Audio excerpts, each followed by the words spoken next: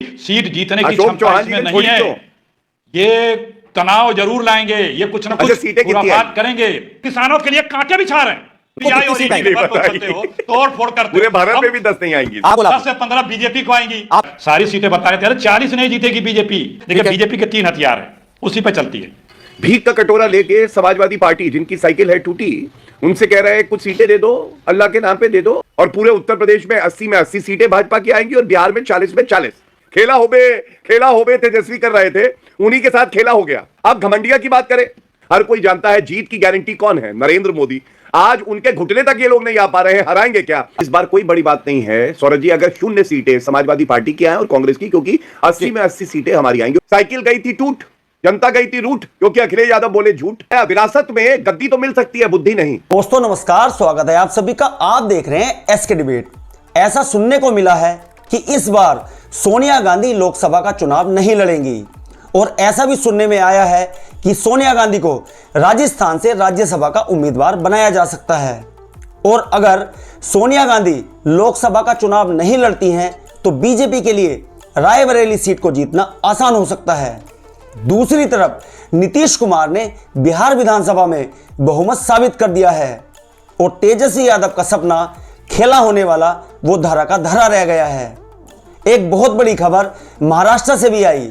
महाराष्ट्र के पूर्व मुख्यमंत्री और कांग्रेस के बहुत बड़े नेता अशोक चव्हाण, उन्होंने कांग्रेस पार्टी से इस्तीफा दे दिया है, और ऐसी भी अटकलें हैं कि वो जल्द ही बीजेपी को ज्वाइन कर सकते हैं।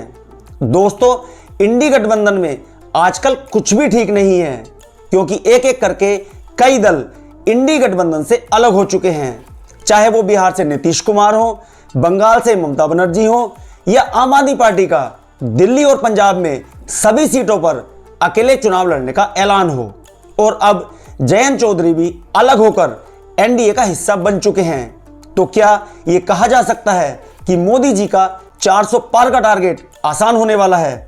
आज की डिबेट इन तमाम मुद्दों पर होने वाली है। बीजेपी की तरफ से गौरव भाटिया जी हैं और अखिलेश प्रताप सिंह कांग्रेस पार्टी की तरफ से हैं। दोस्तों, वीडियो बहुत शानदार होने वाली है। आपसे अनुरोध है वीडियो को अंत तक जरूर देखें। वीडियो पसंद आए तो लाइक करें, शेयर करें, कमेंट करें और मेरे चैनल को सब्सक्राइब करें। चलो दोस्तों, मेन डिबेट स्टार्ट करते हैं। चलिए शुरू करते हैं। देखिए यूपी में बीजेपी 10 से 15 सीट जीतते थक जाएगी। अच्छा, चाहिए भारत रत्न दे दें, चाहिए भगवान राम के मंदिर का निर्माण करा के बात कर लें, चाहे मुख्यमंत्रियों को जेल में डाल के बात कर लें, चाहे नेताओं को जेल में डाल के बात कर लें, चाहे धमका के बात कर लें। अरे अशोक चौहान, ये बीजेपी है, बिना उन्माद पैदा किए फिर भी सीट जीतने की क्षमता इसमें नहीं है। ये तनाव जरूर लाएंगे, ये कुछ ना कुछ खुराफात करेंगे। ये जो बीजेपी के अगर 10 साल मोदी जी के अपने कोई उपलब्धि होती तो आज उस पे आप चर्चा करते, 38 दलों के अलायंस पे चर्चा करते। आज भी जो मैं उत्तर दे दूं, कृषि वैज्ञानिक को, कृषि के मसीहा प्रधानमंत्री को भारत रत्न देंगे, किसानों के लिए कांटे बिछा रहे हैं। चीन से, पाकिस्तान से बोलने की हिम्मत नहीं है। आपको कितनी सीट आएगी? तोड़ फोड़ करते, पूरे भारत में भी 10 नहीं आएंगी। आपको कितनी सीट आएगी यूपी बिहार में? 20 सीटें जीतेंगे। थोड़ी दी है। अब आपने कहा 10 सीटें, सुनिए, आपने कहा कि हमको 10 से 15 सीटें यूपी और बिहार से आएंगी। इसमें ये बात तो अभी तो यूपी में आपको कितनी सीट मिलनी है, बिहार में कितनी सीट मिलनी है तय नहीं है। आपने कहा गलत सुना। क्या बोला? 10 से 15 बीजेपी को आएंगी। आपको कितनी आएंगी? 20। मैंने कहा 10 से 15 बीजेपी को आएंगी। आपको कितनी आएंगी? हमने बनाया, हम 20 सीटें, 20 सीटें, सॉरी। कांग्रेस यूपी में सिर्फ। देखिए, देश में 3 ही लोग तो सबसे विश्वसनीय हैं।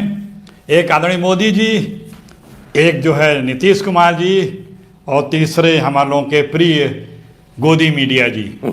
यही 3 सबसे विश्वसनीय हैं। उन विश्वसनीयताओं पे आप चर्चा कर रहे हैं। आप धन्य हैं नीतीश कुमार जी कि आज आप कसीदे पढ़ रहे हैं। 1 हफ्ते पहले तक आप जंगल राज बताते थे और कहां से क्या क्या आंकड़े लाके बताते थे। धन्य है आप लोगों का हृदय परिवर्तन, और धन्य है आप लोगों का मानक। लोग पहले नेताओं को कहते थे कि ये रोज उलट पलट रहे हैं, और नेताओं को लोग भूल गए हैं। आजकल तो आप ही लोग चर्चा में है और आप ही लोग छक्का पे छक्का मार रहे हैं हृदय परिवर्तन का। रही बात नीतीश कुमार जी का और यूपी का, आपने जिक्र किया, नेता अगर रोज बदलता जाए तो कोई ये सोचे कि उसके फॉलोअर भी बदल जाएंगे, ये गलतफहमी है। और इस हिसाब से जो आपने 120 में से सारी सीटें बता रहे थे, अरे 40 नहीं जीतेगी बीजेपी, बिहार और यूपी मिला करके। ठीक है।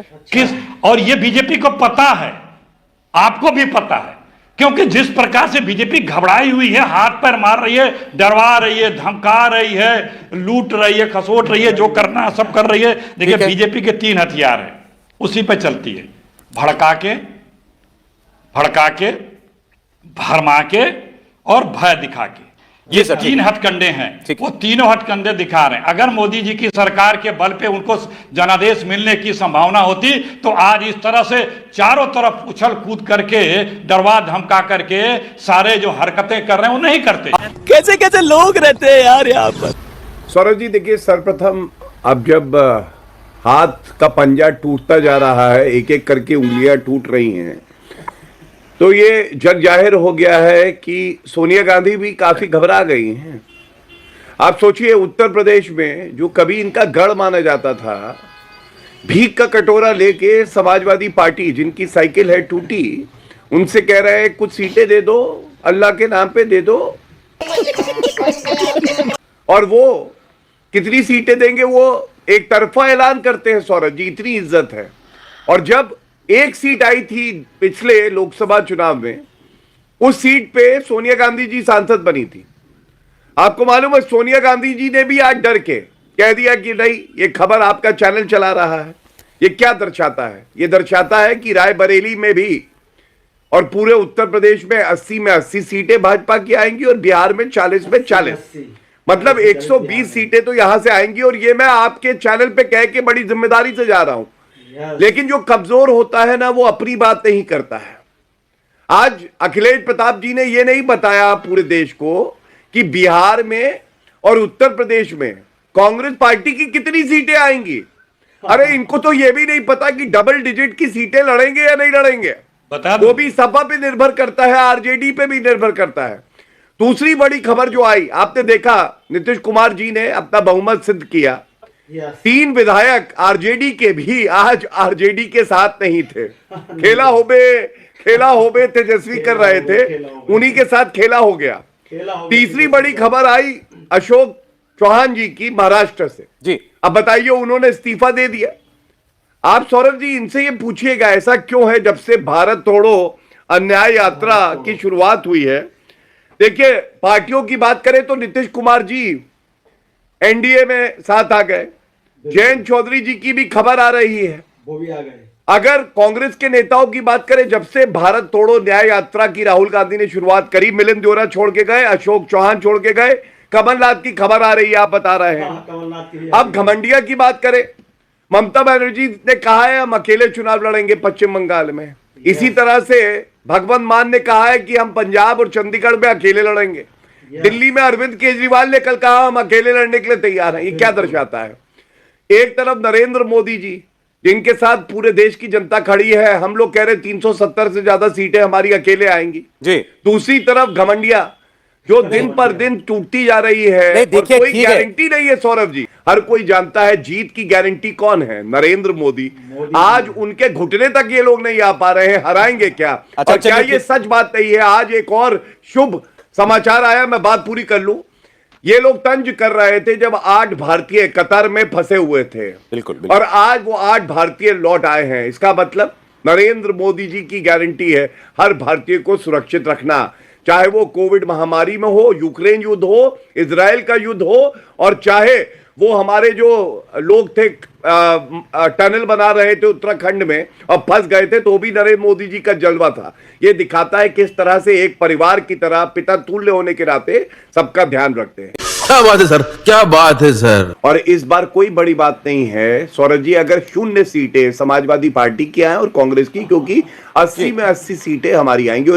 आप याद करिए 2017 में यही यूपी के लड़के साथ आए थे। साइकिल गई थी टूट, जनता गई थी रूठ, क्योंकि अखिलेश यादव बोले झूठ। गजब बेइज्जती है। हार गए, योगी आदित्यनाथ जी मुख्यमंत्री बने। और आप फर्क देखिए, अखिलेश यादव को मुख्यमंत्री बनाया, विरासत में गद्दी तो मिल सकती है, बुद्धि नहीं। 2022 में वो 2017 में पुनः मुख्यमंत्री नहीं बने, 2012 में बने थे। योगी आदित्यनाथ जी को मुख्यमंत्री बनाया, जनता ने आशीर्वाद पुनः दिया 2022 में। क्यों? कर्तव्य परायणता है। तीसरी बात, आप बताइए क्या ये सत्य नहीं है समाजवादी पार्टी की एक तरफ 39 सीटें थी एक समय, 39 लोकसभा की, आज 3 सीटें हैं। क्यों? आपको मालूम है? देखिए, कर्पूरी ठाकुर जी जो सबके लिए श्रद्धा के स्रोत हैं, उनको भारत रत्न दिया गया क्या दर्शाने के लिए कि पिछड़ा समाज है, कोई भी भारतीय है अपनी मेहनत से आगे बढ़ता है, देश के लिए काम करता है, उसका सम्मान होना चाहिए। यहां सपा और आरजेडी बैठी है, यूपीए का हिस्सा रही, क्या कर्पूरी ठाकुर जी को, चौधरी चरण सिंह जी को इन्होंने वो जो उचित सम्मान था वो दिया? नहीं। मजा आया। देखा दोस्तों, आपने गौरव भाटिया और अखिलेश प्रताप सिंह दोनों को सुना। आप किसकी बात से सहमत हैं? और मोदी जी ने जो 400 पार का टारगेट रखा है उस पर आपकी क्या राय है? कमेंट सेक्शन में कमेंट करके बताएं। और अगर वीडियो पसंद आई हो तो लाइक करें, शेयर करें, कमेंट करें और मेरे चैनल को सब्सक्राइब करें। चलो दोस्तों, मिलते हैं अगली वीडियो में। जय हिंद, वंदे मातरम, जय श्री राम।